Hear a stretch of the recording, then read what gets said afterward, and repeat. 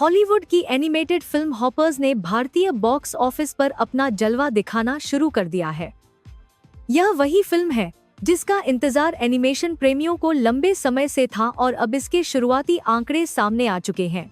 Pixar animation studios की इस नई कृति का दिया है भाई की नहीं है ने 3 दिनों में जो कमाई की है वो कई मायनों में उल्लेखनीय है, खासकर तब जब यह फिल्म किसी बड़े लोकप्रिय फ्रेंचाइजी का हिस्सा नहीं है। जब हॉपर्स भारतीय सिनेमाघरों में पहले दिन उतरी तो उसने 45 लाख रुपए की ओपनिंग ग्रॉस दर्ज की। यह शुरुआत भले ही भव्य न लगे, लेकिन एक गैर आईपी एनिमेटेड फिल्म के लिए जिसके पीछे कोई स्थापित कैरेक्टर या पुरानी फ्रेंचाइजी की ताकत नहीं है, यह संख्या काफी उचित और उम्मीद जगाने वाली मानी जा रही है। बॉक्स ऑफिस विशेषज्ञों के अनुसार नई एनिमेटेड फिल्मों के लिए पहले दिन पर एनिमेटेड फिल्मों के लिए पहले दिन तरफाइट की दर्शकों को सिनेमाघरों तक खींचना हमेशा चुनौतीपूर्ण होता है, इसलिए 45 लाख की शुरुआत को नजरअंदाज नहीं किया जाना चाहिए। दूसरे दिन की कहानी बिल्कुल अलग रही। शनिवार को हॉपर्स ने अपनी सबसे बड़ी एकल दिन की कमाई दर्ज की और 20 करोड़ रुपए का ग्रॉस बॉक्स ऑफिस कलेक्शन हासिल किया। यह उछाल इस बात का संकेत था कि फिल्म को दर्शकों से सकारात्मक प्रतिक्रिया मिल रही है और वर्ड ऑफ माउथ काम कर रहा है। शनिवार की यह कमाई फिल्म के कुल ओपनिंग वीकेंड के लिए एक पताकी हमाने के लिए मजबूत नींव बन गई।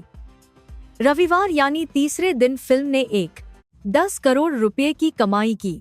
हालांकि यह शनिवार की तुलना में थोड़ा कम रहा, लेकिन इसके पीछे एक बड़ी वजह थी। उस दिन भारत और न्यूजीलैंड के बीच तबीस विश्व कप का फाइनल मुकाबला खेला जा रहा था, जिसने स्वाभाविक रूप से देश भर के दर्शकों का ध्यान सिनेमाघरों से हटाकर टेलीविजन स्क्रीन की ओर मोड़ दिया।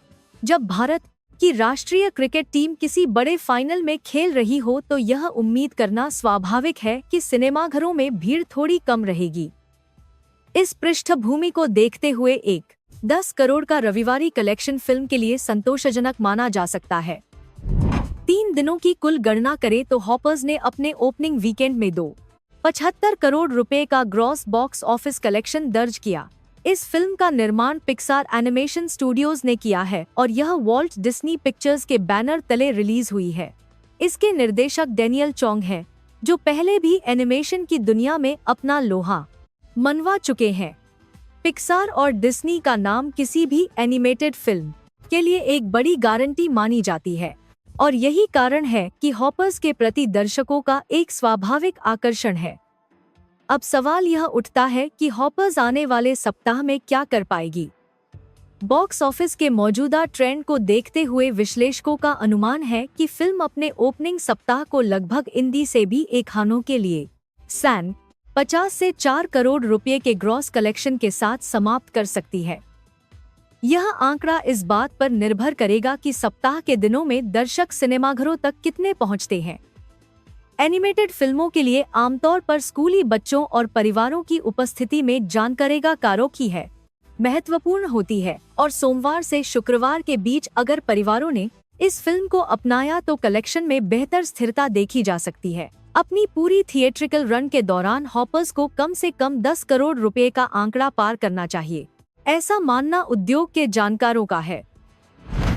यह लक्ष्य फिल्म के लिए तभी संभव होगा जब दूसरे सप्ताह में भी दर्शकों का समर्थन बना रहे और मुंह जुबानी प्रचार फिल्म के पक्ष में काम करता रहे। गैर आईपी एनिमेटेड फिल्मों के लिए यह हमेशा से एक कठिन कनिष्ठ सफर रहा है, लेकिन हॉपर्स की कहानी और इसकी प्रोडक्शन क्वालिटी इसे भीड़ से अलग करती है। जहां तक इस फिल्म की कहानी का सवाल है, हॉपर्स एक बेहद दिलचस्प और मौलिक कथा लेकर आई है। फिल्म की मुख्य किरदार है माबल तानाका, जो जानवरों से गहरा प्रेम करने वाली एक युवती है। कहानी तब एक नया मोड़ लेती है जब माबल को पता चलता है कि वैज्ञानिकों ने एक ऐसी तकनीक विकसित की है जिसके जरिए मानव चेतना को रोबोटिक जानवरों में स्थानांतरित किया जा सकता है। माबल इस तकनीक का बताने की वैज्ञानिकों ने गंदबांध की बात की है, उपयोग जानवरों के बारे में छिपे हुए रहस्यों को उजागर करने के लिए करती है, लेकिन धीरे धीरे उसे एहसास होता है कि उसने एक बड़ी गलती की है। यह कहानी न केवल मनोरंजक है बल्कि प्रकृति, नैतिकता और वैज्ञानिक जिम्मेदारी जैसे गहरे सवालों को भी छूती है, जो इसे सभी उम्र के दर्शकों के लिए प्रासंगिक बनाती है। फिल्म की आवाज कलाकारों की सूची भी बेहद प्रभावशाली है। Dave Franco, Meryl Streep, Jon Hamm, Bobby Moynihan, Vanessa Bayer, Kathy Najimy, Sam Richardson, Aparna Nancherla और निकोल पैराडीज ग्रिंडल जैसे दिग्गज कलाकारों ने इस फिल्म के किरदारों को अपनी आवाज दी है। खुद निर्देशक डैनियल चोंग ने भी एक आवाज किरदार निभाया है। मेरिल स्ट्रीप जैसी हस्ती का नाम किसी भी एनिमेटेड फिल्म में होना उसकी में गंभीरता और गुणवत्ता को दर्शाता है। यह स्टार स्टडड वॉयस कास्ट फिल्म की अपील को और बढ़ाती है और विभिन्न आयु वर्ग के दर्शकों को सिनेमाघरों की ओर आकर्षित कर सकती है। भारतीय दर्शकों के नजरिए से देखें तो हॉपर्स एक ऐसी फिल्म है जो बच्चों और बड़ों दोनों के लिए एक संपूर्ण सिंटी करनी में देखा जात सजाक है, मनोरंजन का अनुभव प्रदान करती है। पिक्सार की हर फिल्म में एक भावनात्मक गहराई होती है जो दर्शकों के दिलों को छूती है और हॉपर्स भी इसका अपवाद नहीं लगती। भारत में एनिमेटेड फिल्मों का बाजार धीरे धीरे परिपक्व हो रहा है और इस तरह की उच्च गुणवत्ता वाली अंतर्राष्ट्रीय एनिमेटेड फिल्में इस विकास में महत्वपूर्ण भूमिका निभा रही हैं।